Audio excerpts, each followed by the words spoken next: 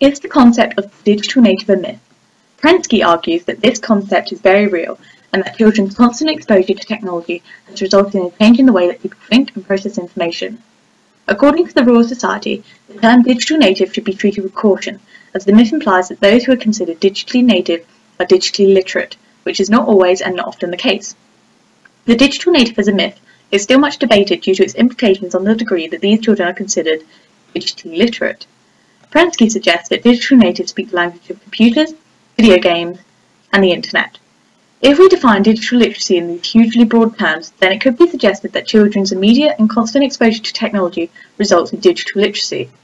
However, is this realistic? Haig and Payton outline digital literacy as an entitlement and a necessity in the present and future society that is dependent on technology. However, a child's digital literacy needs to be developed. It is not an innate characteristic that all children have, but rather it is the skills, knowledge, and understanding that enables critical, creative, discerning, and safe practices when engaging with digital technologies in all areas of life. This raises the issue, at what age do we achieve digital literacy? Can this be indicated? Some say that secondary schools should assume their intake of pupils are digitally literate, suggesting that primary schools are the main component in ensuring children are secondary school ready. However, how can we expect children to master and engage with all technology when it is changing at dizzying rates? The computing curriculum claims that schools need to develop children's digital literacy to a level suitable for the future workplace. Although we cannot possibly know for certain what the workplace will be like for the children we teach, we can be fairly certain that it will involve technology in some form. In light of this, one way of best developing children's digital literacy is through introduction to a range of devices which complements one element of Belshaw's 8 essential digital literacies, which is confidence. This does not necessarily prepare pupils for specific technologies.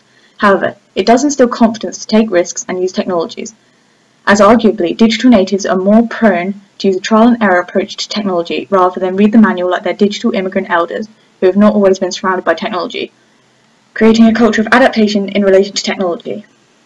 Although I believe digital literacy is a lifelong process, it is particularly important when we consider that digital literacy is not acquired naturally or automatically. This means it needs to be taught or rather developed. A major issue that this raises is that children have different starting points.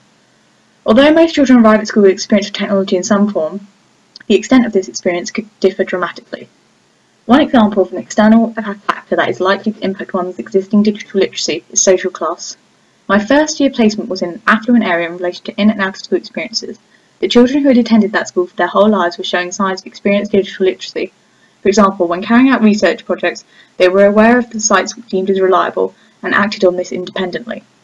My second placement contrasted this experience both in terms of affluence and pupils' display of digital literacy. It could be suggested that socio-economic factors contribute to inequalities in educational outcomes related to computing. As children progress through the school, parents who may be considered upper class experience development during this time, in regards to opportunities and resources available. As a result of this, those considered in the lower quantiles experience a widening in educational inequalities. When I arrived, the children were reliant on the teacher to provide them with a list of websites to use in order to source reliable information. Upon returning, the teacher and I delivered education on websites and their reliability. Initially, the children were reluctant to find information without approving the website of the teacher, contradicting Prensky's idea that digital immigrants are seeking the expertise of the so-called digital native.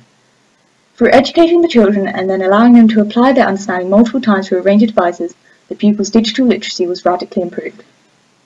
Ultimately, I do feel that the concept of the digital native is still ambiguous.